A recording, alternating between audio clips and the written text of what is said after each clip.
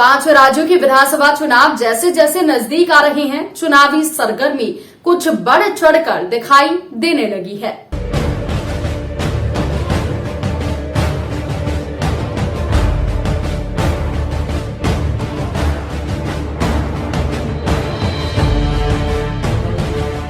उत्तर प्रदेश में पहले चरण का मतदान 14 फरवरी को होना है, जिसके लिए नामांकन हो चुके हैं और अब उम्मीदवार अपने अपने जोर आजमाइश में लगे हुए हैं।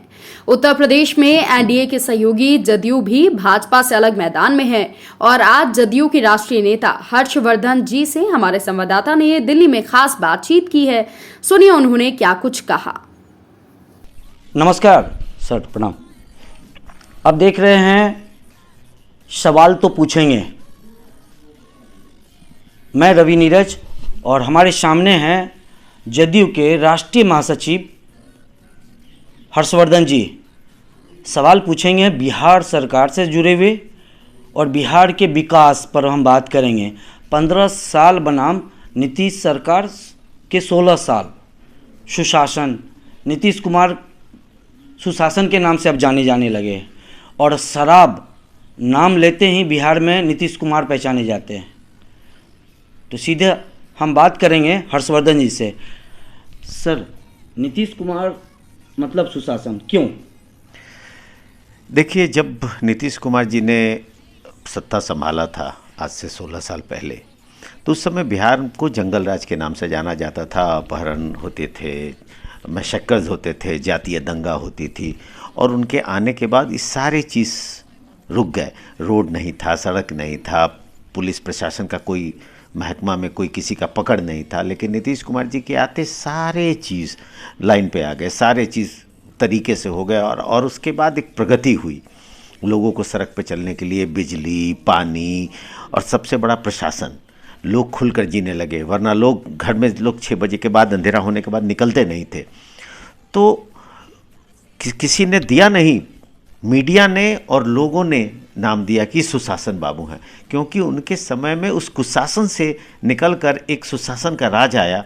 तो नीतीश कुमार जी को लोगों ने सुशासन बाबू कहा और बड़ा प्रेम से और बड़ा गर्व से कहते हैं लोग उनको सुशासन बाबू। बिहार में लालटेन युग और डिबरी दिया, मैं बचपन वहीं बिताया हूँ। लेकिन इस बार जब मैं बिहार गया तो एक बार भी मेरे सामने बिजली नहीं कटी। करीबन 5 दिन तो मैं गांव में जाके रहा हूँ, 10 दिन पटना में रहा। बिहार की फ्लाईओवर, गांधी सेतु की बनावट, हर कुछ आंखों के सामने गुजरा है और हमने एक एक वस्तु की, एक एक घटना की हमने वीडियो बनाई है। क्या इसी का नाम सुशासन है? देखिए, पिछला जो 15 साल जिसको आप कह रहे हैं, जिसके बाद आदरणीय नीतीश कुमार जी ने सत्ता संभाला था, उस समय जितने भी थे जात पात पे सरकार बन जाती थी या किसी मौके को किसी और पार्टी को जोड़कर, बहुत जोड़ तोड़ के साथ, उस समय क्रिमिनल्स जितने जीते थे उन लोगों के साथ, तो वो सरकार ही क्रिमिनल्स के साथ चलती थी। उस समय में जितने भी मशहूर क्रिमिनल थे वही सबसे बड़े नेता हो गए थे।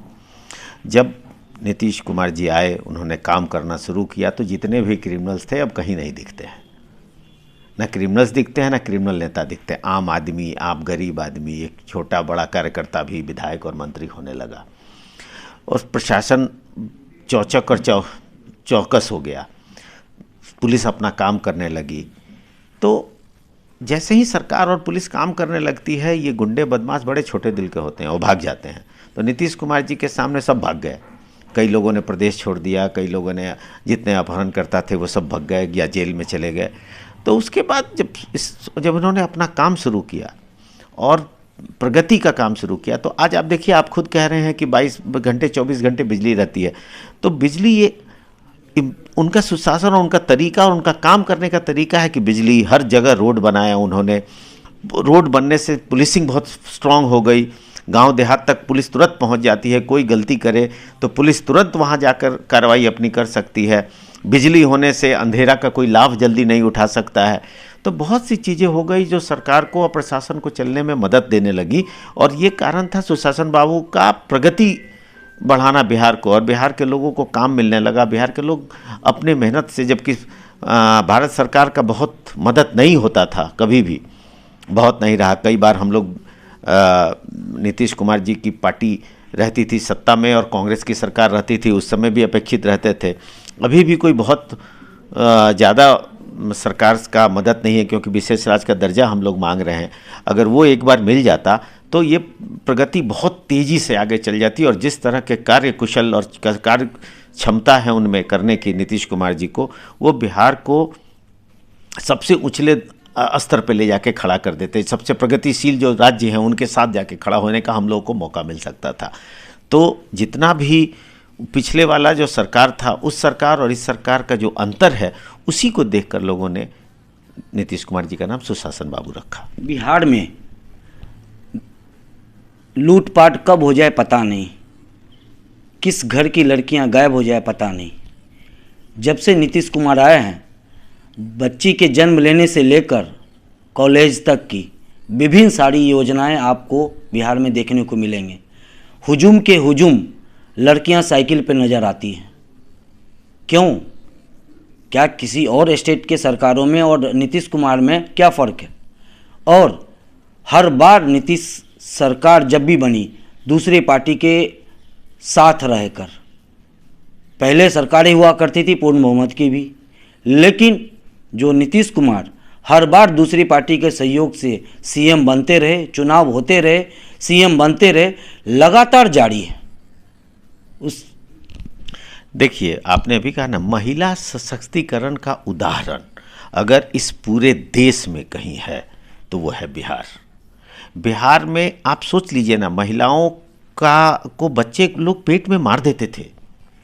नीतीश कुमार जी ने महिलाओं को इतना ताकत दिया, बच्चियों को पढ़ाया लिखाया, इतना शक्तिशाली बनाया कि आज पिता को लगता ही नहीं है कि बेटा पैदा हुआ कि बेटी पैदा हुई। बेटी पैदा होने के बाद भी वो उनको लगता है कि ये भी काम कर सकती है, ये भी पढ़ेगी, ये भी लिखेगी, ये भी, इसको भी नौकरी मिलेगी, क्योंकि उन्होंने 35% ऊपर से नीचे तक जितना भी बिहार सरकार में नौकरी होगी 35% आरक्षण दिया लड़कियों को। तो महिलाओं को इतनी ताकत दे दी कि आज हिंदुस्तान में सबसे पीछे रहने वाला आज पर, मतलब महिला और पुरुष का अंतर अब 1000 पर 1000 से ऊपर, मतलब 135 या 37 हो गया है, जो कि पहले 900 कुछ होता था। दरअसल मैं बता दूं आपको, जो पुरुषों पर वर्तमान जो बिहार की संख्या हो गई है 1000 पर, 1000 से 130 के आंकड़े हो गए हैं महिलाओं के, यानी 25 से 30% का फर्क आ गया है। अब आप ये समझिए, और ये पहले हुआ करता था 900, और पुरुष अगर 1000 है तो महिलाएं 800 समथिंग कुछ हुआ करते थे, 900 से भी नीचे थे। अब पूरे देश में आज़ादी के बाद जो सर्वे रिपोर्ट आया, पूरे देश में महिलाओं का, बच्चियों का जन्म स्तर बिहार में अव्वल दर्जे पे। मैं यही कहना चाहता हूँ, यही ताकत, यही सुशासन था। उन्होंने बच्चों को, वहाँ पहले जब मैसेकर्स होते थे, औरतों को, लड़कियों को, उन्होंने, और उन लोगों को जो गरीब कुचले लोग थे जिनके पास कुछ करने को नहीं था, वो हथियार उठाते थे, उनको आरक्षण देकर उन्होंने चुनाव लड़ाने का काम किया। पंचायत चुनाव में आरक्षण दिया, महिलाओं को 50% आरक्षण में चुनाव दिया, और एक तरह से इसको बोलते हैं सोशल इंजीनियरिंग, जो शब्द आता है बिहार में, ये नीतीश कुमार जी के बारे में सोशल इंजीनियरिंग किया उन्होंने। वो तो इंजीनियर हैं ही, बट उन्होंने जो सोशल इंजीनियरिंग की, इसका सबसे ज़्यादा फ़ायदा बिहार को हुआ, और क्राइम रुकी और मैसेकर्स रुके। ये सारी चीज़ें नीतीश कुमार की सोच, नीतीश कुमार की कार्यकुशलता को दर्शाती है। और इसी कारण से नीतीश कुमार आज बिहार में आपको, मतलब हिंदुस्तान में कई बार, 5 या 6 बार बेस्ट चीफ मिनिस्टर का अवार्ड उनको बड़े बड़े संस्थाओं ने, बड़े बड़े मैगजीन्स ने दिए हैं। तो ये कारण था नीतीश कुमार जी का, और यही कारण है कि लोग पसंद कर रहे हैं। और आज 16 साल से नीतीश कुमार जी को लोग दिए जा रहे हैं, मतलब 20 साल के लिए तो मैंडेट दे ही दिया है, आगे भी देते रहेंगे। नीतीश कुमार जी का एक बड़ा मुद्दे तो कई हैं, अगर बात करें तो घंटों लग जाएंगे, लेकिन मैं आज की इस बातचीत को बस इस लास्ट 2 क्वेश्चन में समाप्त करना चाहता हूँ। शराबबंदी कितना सफल, कितना विफल? लगातार विपक्ष कह रही है कि पूरी तरह से विफल है, हर गली मोहल्ले रेस्टोरेंट में सब जगह दारू मिल रहे हैं, लेकिन नीतीश कुमार शराबबंदी को लेकर कसम खाए हुए हैं कि कुछ भी हो जाए शराब बिहार में नहीं बिकेगी। देखिए, मैंने आपको कहा ना कि महिलाओं के लिए जब बच्चे को पढ़ाना उन्होंने शुरू किया था, लोग बच्चियों को सब कुछ फ्री किया था, तो लोगों को समझ नहीं आता था। आज 15-16 साल बाद बच्चियों की संख्या कैसे बढ़ गई, बच्चियों की संख्या बढ़ी, लोग उस पर विश्वास करने लगे। सेम इसी तरह है शराबबंदी। नीतीश कुमार जी ने शराबबंदी इस जनरेशन के लिए नहीं किया है। शराबबंदी जो आने वाला जनरेशन है, आज के लोग जो पी रहे हैं, वो अगर अपने पीढ़ी को, अपने नीचे पैदा होने वाले बच्चों को अगर ठीक से देखना चाहते हैं, आने वाली पीढ़ी को, तो उनको अपने इस टाइम सेक्रीफाइस करना पड़ेगा। एक जनरेशन अगर सेक्रीफाइस करेगा तो नीचे के 100 जनरेशन ठीक हो जाएंगे। बच्चे जो आज 16-17 बरस की उम्र में घर से चोरी करके और जाके ठेके पे दारू के यहाँ जाकर चावल दाल बर्तन दे के और दारू खरीदा करते थे, मैंने देखा है बिहार में 14 बरस 15 बरस के बच्चे और आपस में जाके पैसे चुराते थे और ख़रीद कर और शराब पिया करते थे, वो ख़त्म हो गया है।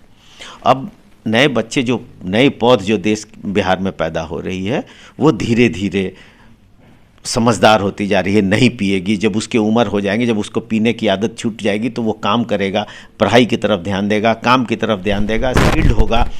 तो एक पूरा जनरेशन नया खड़ा कर रहे हैं नीतीश कुमार। आज से 15 साल 16 साल बाद ऐसे ही दिखेगा कि बिहार ही दूसरा बदल गया। जो आज जैसे महिलाओं के बच्चियों के बारे में है, जो बच्चियों को पेट में मार दिया करते थे, आज बच्चियों को पाल रहे हैं क्योंकि उनकी इज्जत बढ़ रही है। वैसे ही नए बच्चे, आप अपना जनरेशन अगर हम सेक्रीफाइस करते हैं, अगर हम दारू पीने वाले हैं, अगर हम दारू नहीं पीते हैं, तो मेरा बेटा कल दारू नहीं पिएगा। तो दारू आप ये काम नीतीश कुमार जी जो कर रहे हैं, इस एक आज के लिए नहीं कर रहे हैं कि आज का कौन पी रहा है कौन नहीं पी रहा। अगले जनरेशन को क्या आना है, अगला जनरेशन बिहार का कैसा होगा, बिहार कैसे प्रगति करेगा, बिहार कैसे आगे बढ़ेगा, इसके लिए दारू बंद किया गया है। कोई और आज भी जितने लोग दारू पीते थे, वो घर में बोतल लेके पहुंचते थे और बीवी को पीटते थे, मारते थे या पी के आते थे। आज वही लोग हाथ में सब्जी का झोला लेकर आते हैं और 2 पैसा अपनी वाइफ को देते हैं, जिससे उनका बच्चे को कपड़ा खरीदाता है, बच्चा करता है, घर में खुशियां बनी हुई हैं और घर खुशहाल है। तो कुछ पीने वाले लोगों को अगर दिक्कत होती है, और बंदी कितना बंद और कितना सही आपने कहा कि सक्सेस जो विपक्ष कहती है, दुनिया में कोई भी कानून ऐसा नहीं जो 100% हो। गलत करने वाले हर जगह हैं, या तो आप फांसी का सजा देने पर भी हत्याएं होती हैं, मतलब आजकल तो आजीवन कारावास कर दिया है, तब भी लोग मर्डर करते हैं और बलात्कार करते हैं। उनको सजा तुरंत मिलनी चाहिए। वैसे ही जो दारू बेचेगा, दारू पिएगा, उसको तुरंत सजा मिलेगी। ये कंफर्म करना है सरकार का काम। और इसमें कुछ टाइम लगता है, इसको पूरा अंत तक ख़त्म होने में। जब तक जागरूकता भी आ जाएगी, नया पौध जो बड़ा होगा वो अपने बाप को दारू नहीं पीने देगा, नई औरतें रोकेंगी। जब संख्या दारू पीने वालों से नहीं पीने वालों की जब ज़्यादा हो जाएगी, तो पीने वाले डरेंगे, उसके बाद अपने आप लोग दारू पीना ख़त्म कर देंगे। सर, शराब को लेकर के जिस ढंग से विपक्ष नीतीश कुमार को घेर के रखा है, क्या सभी विपक्षी की जमीन हिल रही है, राजनीति उनकी हिल रही है, गुंडागर्दी हिल रही है जिससे सरकार चलाते थे? सवाल ये है कि शराबबंदी में ऐसा क्या है जो लोग शराब चालू कराने के लिए नीतीश सरकार पर प्रेशर बना रहे हैं, और वहीं नीतीश कुमार 2 कदम फिर आगे बढ़ते हुए एजुकेशन व्यवस्था को जागरूक करने के लिए, पता करने के लिए, बताने के लिए विद्यालय के प्रधानाचार्य टीचरों को भी कहा है कि आप शराबबंदी से संबंधित जानकारी उपलब्ध कराएं। इस पे भी विपक्ष सवाल खड़ा कर रही है। देखिए, विपक्ष उनको घेरती है तो उन लोगों को शायद पता नहीं है कि नीतीश कुमार अभिमन्यु नहीं है जिनको सिर्फ घेरे में घुसना आता है चक्रव्यूह में। वो अर्जुन है, उनको तोड़ के बाहर भी निकलना आता है। तो उनको पता है कि इनके घेरने ना घेरने से शिक्षा, और अगर कहते हैं विपक्ष कहती है, तो देखिए जितने भी तंत्र होते हैं, सरकारी तंत्र, कहीं ना कहीं कोई जब स्थिति होती है तो हम लोग चाहते हैं कि सरकारी तंत्र के थ्रू कोई भी तंत्र हो, सब एक दूसरे को सपोर्ट करें। और शिक्षा विभाग, शिक्षित शिक्षक जो लोग हैं, जो वो बहुत समझदार लोग हैं, उनके पास इन्फॉर्मेशंस भी बहुत रहते हैं, क्योंकि बच्चे उनसे पढ़ते हैं, बच्चों का स्कूल में ट्यूशन्स पढ़ते हैं, तो कुछ जानकारी अगर मिलती है तो उसको भी शेयर करें। ये कहा गया है, कोई स्पेशल टास्क नहीं दिया गया है कि नहीं आपको ये करना ही है, ऐसा नहीं कहा मतलब गया कि है। शराबबंदी में सहयोग करने को कहा गया है, और सहयोग करने के लिए सबसे पहले शिक्षित वर्ग को कहा जाता है। तो शिक्षक हैं जो शिक्षित वर्ग हैं, इसलिए उनको रिक्वेस्ट किया गया है। और हर्षवर्धन जी जदयू में आकर कितना गौरवान्वित महसूस करते हैं? जदयू में आने के बाद इनको यहाँ जो जिम्मेदारी मिली है पार्टी की, कैसा लगता है इनको? और ये पार्टी देश के विभिन्न राज्यों तक पहुँच रही है और हर्षवर्धन जी को बहुत सारी जिम्मेदारी भी दी जा रही है और ये इस काम को कर भी रहे हैं। आखिरी सवाल इनसे यही है कि जदयू में अपने आप को कैसा महसूस करते हैं? देखिए, जदयू में आके मुझे लगा कि जैसा मेरा दिल था, जैसा मैं काम करना चाहता था, वैसी पार्टी मिली और मुझे उसी तरह सारी जिम्मेवारियाँ दी गई है। मैं कोशिश करता हूँ कि मैं उन जिम्मेवारियों को ठीक से निभा सकूँ कि मेरे अध्यक्ष या मेरे सर्वमान्यता नीतीश कुमार जी हमको प्यार करें, हमारे कामों को सराहें, और मैं उनके दिए गए कामों को मैं दिल से करता हूँ। और मैं इस पार्टी में बहुत ही अच्छा फील कर रहा हूँ। मैं आपको एक और बात बताना चाहता हूँ कि अभी आईपीएल में 6 बच्चे हमारे गए हैं।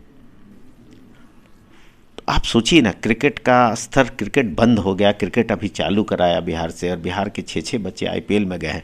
अगर इस तरह से खेल में सपोर्ट अगर मिलता रहा तो मुझे लगता है कुछ दिन बाद आईपीएल पे हमारे बच्चे राज करेंगे, हमारी भी अपनी बिहार की टीम होगी। तो मुझे लगता है कि बहुत कस के बिहार हर तरह से प्रगति कर रहा है, यहाँ तक कि अब खेल में भी अच्छा प्रगति कर रहा है। तो इसका बड़ा अच्छा प्रभाव है और नीतीश कुमार जी को हम लोग इस बात के लिए धन्यवाद देते हैं। जनता के लिए क्या आपके पास जवाब है? जनता हमारे यहाँ बहुत खुश है और ये प्रूफ करता है 16 साल से हम लोगों के साथ है, हम लोगों को जिता रही है। और नीतीश कुमार जी का और जनता को धन्यवाद देते हैं हम लोग कि हम लोगों को इतना प्रेम और इतना प्यार उनका मिलता है। और हर समय खासकर आधी आबादी जो महिलाओं की है वो हमेशा हम खड़ी रहती है नीतीश कुमार जी के पीछे, उसका हम लोगों को बहुत बहुत कोटि कोटि धन्यवाद। केंद्र के साथ हैं और आपको नया अध्यक्ष माननीय ललन सिंह के तौर पे मिले हैं, उनके साथ कैसा महसूस हो रहा है? आदरणीय ललन सिंह बड़ा सुलझे हुए नेता हैं और उन्होंने पार्टी में बहुत काम किया। वो पार्टी चलाने का उनको एक्सपीरियंस है और वो हमेशा से बड़ा शांति से, बड़ा ढंग से और बहुत तरीके से हर लोगों को, एक छोटे छोटे कार्यकर्ताओं तक का बात सुनते हैं। और कार्यकर्ताओं में जो अच्छे लोग हैं उनको आगे चुनते हैं, आगे लाते हैं उनको काम करने का। तो उनके साथ काम करके बहुत अच्छा लगता है, इसलिए कि उनको समझ है, उनको पार्टी चलाने का और पार्टी का काम करने का बहुत ज़्यादा समझ है। उसका फ़ायदा हम लोगों को होता है, उनका आशीर्वाद हम लोगों को मिलता रहता है, जिसके कारण हम लोग काम करने का हम लोग का स्पीड बढ़ जाता है। एक लास्ट और लेना चाहूँगा, हर्षवर्धन जी से पूछेंगे कि किन किन राज्यों तक जदयू अपना विस्तार कर रही है? देखिए, पूरा नॉर्थ ईस्ट में हम लोग बहुत अच्छा कर रहे हैं। हम लोग अपने काम को धीरे धीरे हर जगह, गोवा में, साउथ में हमारा संगठन है ही, उसको और मजबूत करने का कोशिश कर रहे हैं। यूपी में हम लोग तो चुनाव ही लड़ रहे हैं, पंजाब में तो हम लोग चुनाव ही लड़ रहे हैं। हम लोग धीरे धीरे हर स्टेट को और मजबूत कर रहे हैं। और आदरणीय ललन सिंह जी हमारे राष्ट्रीय अध्यक्ष का बहुत फोकस्ड हैं, बहुत ध्यान है कि हमारे पार्टी को राष्ट्रीय लेवल पर बहुत मजबूत किया जाए। इसके कारण हम लोगों को, सब लोगों को काम मिल रहा है और जिसको भी काम मिल रहा है, जिसको भी उन्होंने काम दिया, बड़े दक्षता के साथ वो लोग काम कर रहे हैं और सब लोग अच्छे से काम करके उनको एक रिपोर्ट करते हैं और वो सब लोगों पर नज़र रखते हैं, सब लोगों से बात करते हैं, सब लोगों का रिपोर्ट लेते हैं। हर स्टेट के जो इंचार्ज हैं उन लोगों से उनकी बातें होती रहती हैं और हर जगह क्या कमी है, क्या मजबूती आ सकती है, इसके लिए तत्पर रहते हैं। और 5 राज्यों में, 3 राज्यों में चुनाव, यूपी, पंजाब और मणिपुर जी। तो यूपी में हम लोग अच्छा चुनाव लड़ रहे हैं, आपको पता ही होगा। जी। हम पहले 3 फेज के लिए स्टार कैंपेनर भी हैं, तो हम लोग जा रहे हैं नॉमिनेशन के बाद काम करने के लिए। मणिपुर में बहुत अच्छा है और मणिपुर में भी हमको जिम्मेवारी कुछ दी गई है, तो मणिपुर बहुत अच्छा हम लोग कर रहे हैं। मणिपुर में तो मुझे लगता है कि हमारे बिना सरकार तो बन नहीं पाएगी। वहाँ हम किस लेवल पे होंगे हमको खुद अंदाज नहीं है, क्योंकि बहुत मतलब मैं ये नहीं कह सकता कि मेरी ही सरकार बनेगी, लेकिन हो सकता है कि मेरा मुख्यमंत्री हो और लोग सपोर्ट करें, वो स्थिति में हम लोग हैं। और पंजाब में हम छोटे स्तर पर चुनाव लड़ रहे हैं, लेकिन जहाँ भी लड़ रहे हैं मजबूती से लड़ रहे हैं। मजबूती से लड़ रहे हैं। मैं रवि नीरज, सवाल तो पूछेंगे और हमने सवाल पूछा है, इसी का अगला सीरीज हम अगले एपिसोड में बात करेंगे और तीखे सवाल अगले एपिसोड में होंगे। आप देख रहे थे सवाल तो पूछेंगे, जदयू राष्ट्रीय कार्यालय से राष्ट्रीय महासचिव हर्षवर्धन जी से मैं रवि नीरज। आज के लिए इतना ही, नमस्कार।